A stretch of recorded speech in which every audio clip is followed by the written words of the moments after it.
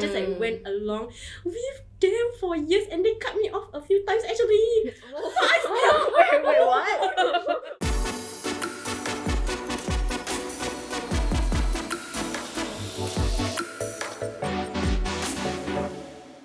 Hi, I'm Fika. Hi, I'm Hafi. Hi, I'm Nicole. Hi, I'm Leah, and this is Zula Chick Chats. Hi guys, welcome to today's episode of Zula Chick Chats, and today's topic is going to be talking about toxic friendships. Alright, okay, so last week or whenever, like a couple of weeks ago, whenever this video is out, we released a video on friendship breakups. And this video is slightly different, mainly because I think the nature of the friendship can be a little bit more negative, more toxic, more manipulative. These guys will share later lah. Before we jump into like the whole toxic part of it, right? Maybe y'all can share a little bit about when this happened to you. It happened in secondary school. Actually, throughout secondary school up until I went to poly. I met these friends when I was 17 and it went on until like just before I graduated, then a lot of shit blew up. I was about 17. It was for about 2 to 3 years. But yeah, around the end of that third year, it got, something happened and then everything was fine after that. You know it's serious when she starts. Actually, I don't know why it always happens in like this JC, poly, like Puberty. like maybe not even 16, like you know, like in 13 to 16 it could be like the petty fights and like I don't friend you. But then when it becomes toxic is when people become a bit more mature. Yeah. And then it's more of like they do it and then they don't realize that it's a very negative kind of angle that they are approaching it with, you know. Okay, so maybe Fika, you want to share a bit about like how this kind of happened now, like what happened in this friendship. Okay, it was a fairly big group. When it comes to having fun, it was like very easy. You know, it's easy to have fun with just anybody. But then when it comes to more serious things, some like when you need emotional support, they will not be there. So they will expect that out of me, but they wouldn't do that for me. Right. But then because I've met these people since Sec 1, so I was like not ready to let go of something that I was so comfortable and familiar with. So I just like went along with them for years and they cut me off a few times actually. Wait, what? They cut me off knowing that I will feel left out and I want to come back. Oh my So they will be like, gosh. so they'll be like, okay, so do you want to talk about it? Do you want to reconcile? Then I'll be like, yes, please. Oh my god. You know, when I am out of the group, right, out of the loop, they will make it so obvious. Like, you know, they post on Instagram, like, wow, we're having time of our life about Fika, like that. So I wasn't there. Okay. Then they tag me. Then they're like having fun. Then after that, I was like, okay, why was I tagged here? Yeah. And they were like, no reason. Oh my god, that's so scary. Yeah. That's damn scary. Turn around and run. So of course I'm like, maybe it's me lah, cause it's like all of them Then it's always Yeah, me. there's it's always me. that So it's like, vibe. okay, maybe it's me. I'm the problem. So that's why I always go back. Until I just decided like, okay, this is too much. This is kind of pathetic. So I walked away. I can relate to some parts of what Fika was sharing, but not all. So for me, I actually didn't really view her as a close friend, but I can really tell that she viewed me as a close friend. So basically, I have a group of friends that I entered this school with, and she became friends with them through me, and she started to, it's very obvious she prefers them over me. But then at the same time, she will talk to them as if she's super close to me, so they'll feel like, oh, it's Hafi's very good friend, I should also be good friends with her. Right. But the reason why I cannot see her as someone close, right, is the way that she talks to me. I'm actually a super like laughy person, so I laugh at everything. Like, I don't really take things seriously, and feel like she saw that as a chance, but I don't know whether intentionally or not, to like really make a lot of jokes about me. It's usually about my race lah. So because I was the only like non-Chinese in that school, and I still remember one very clearly because I found it so like, how can you say this at this age? I still remember I went toilet, then I come back, then she was like, Hafi, what are you doing? You reproducing? Ha ha ha ha ha ha. And then she laughed damn loud. Then I was thinking then I was like, oh, okay. So she's trying to say I took long because I go number 2, then number 2 is my skin colour, you know, like, it's just... Oh, but I didn't even get there.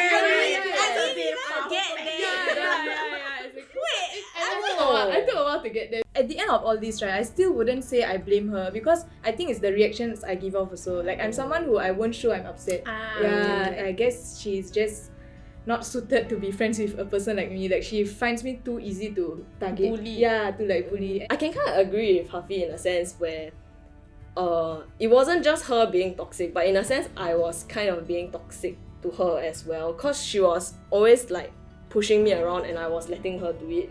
You know, when you first enter a new school, then like orientation and all, then you're very excited to meet new friends and stuff.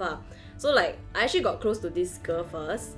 Then through her, we slowly formed like this clique. At the start, we were all like damn close, like close until we'll buy matching socks, and then like specific days we'll come to school with the same socks and kind of things. But then like, I guess towards the second year, then things started to fall out between me and this particular girl. So basically like, our personalities didn't really match, but at the same time, nobody really wanted to say anything about it also.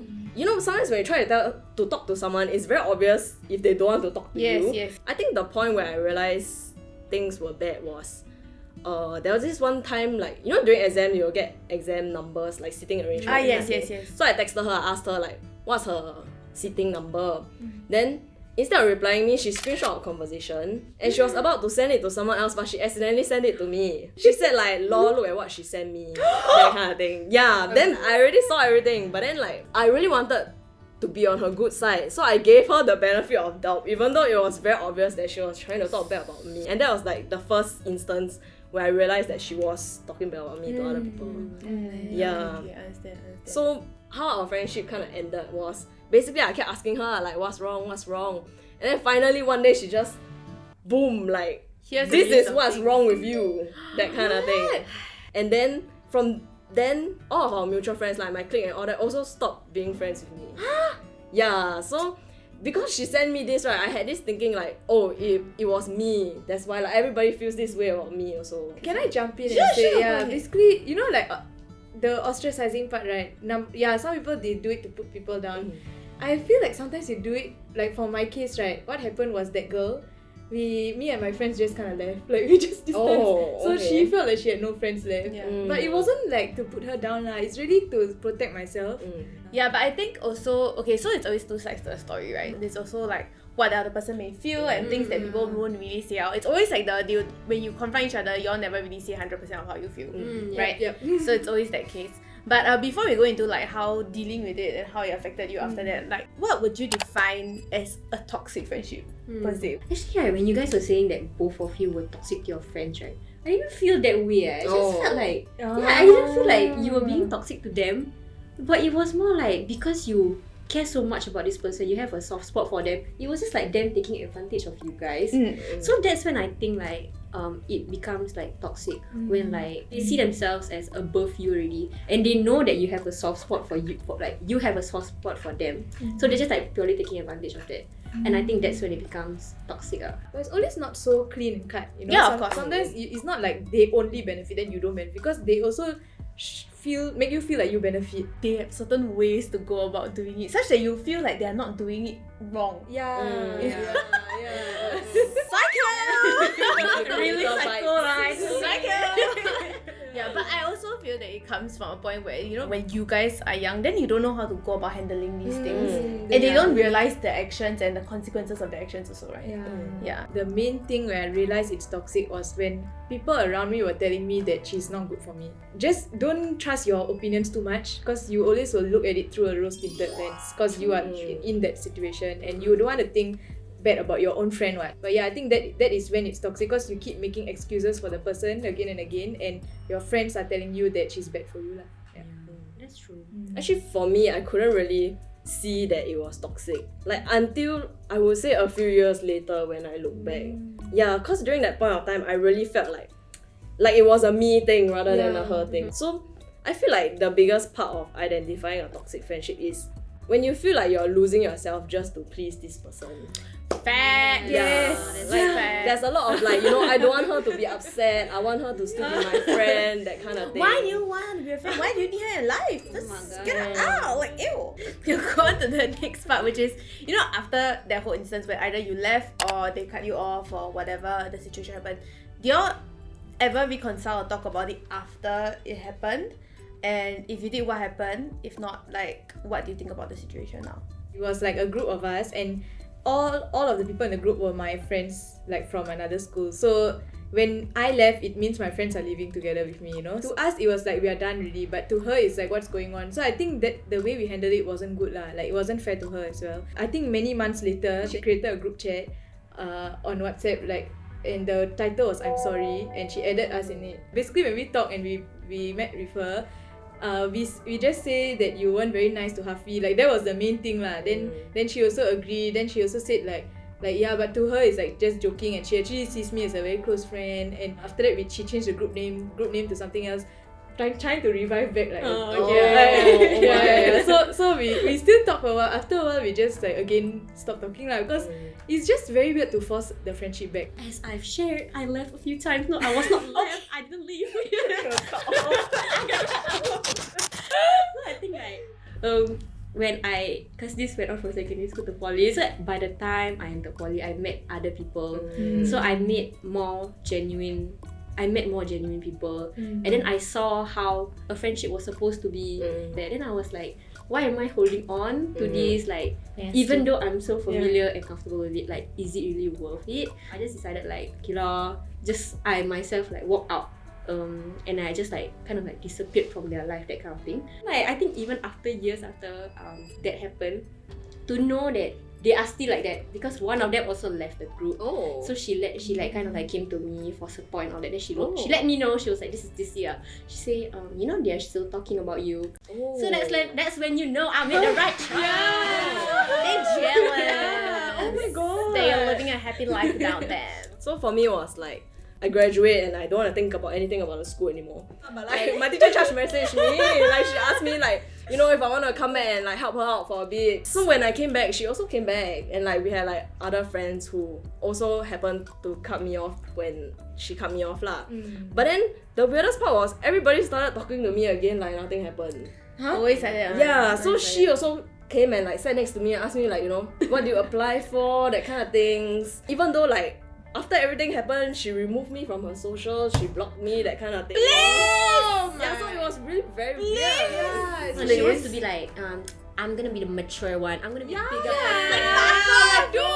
After all that, no, that's okay, that's fine. Trauma and then try to act like nothing happened after all this trauma, right? It's totally like invalidating your experience. Exactly, that's right. But after a while, I realized like I didn't really have to sit through all this shit again. So I just stopped coming back. Like totally. Okay, so after this whole shenanigans came about, right? Like moving forward, how did this experience affect you, or like what are some lessons learned that you guys have taken away from this?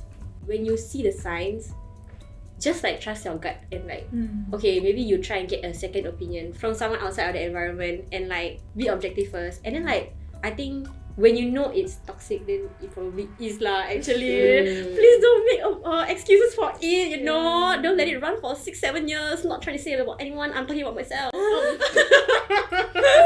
Actually, I agree with the find someone who's not in that environment, like their advice about it. Because for me, it was very hard for me to talk to people who were not involved, since there were a lot of people involved. And then I felt very embarrassed also. Like I didn't want to tell like my secondary school friends or like my other friends, like, you know, actually all these friends that you see on my Instagram, they're not my friends anymore, that kind of thing. So it was very hard for me to speak up about it, and I just sat alone with this for a very long period of time. Yeah, so I really agree that even though it's hard, you should find a way to find someone to talk to share about this experience and see what they think, rather than, you know, like for me it was like everything was my fault.